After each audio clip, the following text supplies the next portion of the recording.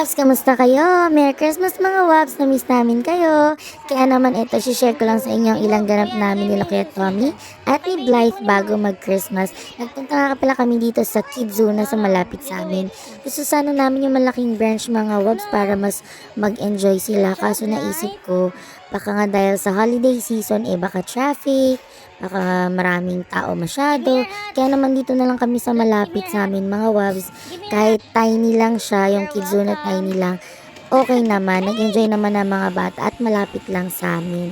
At yun na nga mga Wabs, nagpunta kami dito as in kabubukas lang ng mall mga Wabs. Kaya kami pa lang yung tao dyan talaga. Siguro pangalawa pa lang kami pumasok nung time na yan. At yan, hinayaan ko sila mag-enjoy sa nakikita nyo nga kung anong-anong ginagawang exhibition ng mga anak ko. Diyos ko. At ito natatawa ako, sabi yakapin daw yung sarili. Tingnan nyo naman yung ginawa ni Blight. Hindi yakap, batang X kayo. Pero yun, natutuwa lang ako. At ito, ang Kuya Tommy namin, Diyos ko mga Wabs.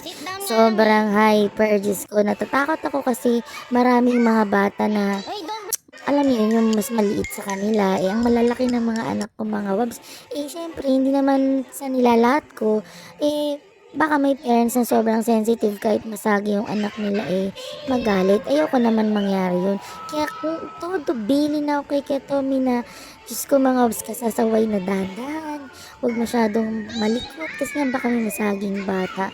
Gusto ko sila mag-enjoy pero syempre at the same time gusto ko maingat para alam niyo na iwas rin sa ibang parents kasi syempre marami ding bata doon. At yan na nga, napagod na si Blight dyan mga Wabs, tignan nyo naman. Natulala na. Tapos ayan, hinayaan ko lang siyang mag-explore kahit mga ganyan luto-luto daw.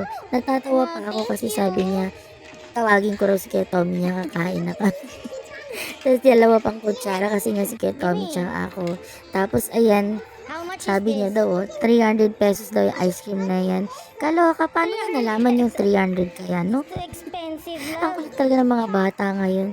Tapos, natatawa pa ako dito kasi may free strawberry daw. O, diba?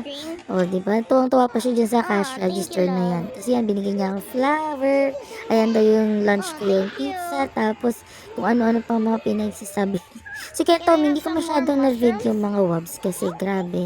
Sobrang hyper niya. Lalo na nung time na may nakapasok na medyo halos kasi edad niya. Naking kalaro niya. Tapos tawa kami dyan sa mukha ni Blythe.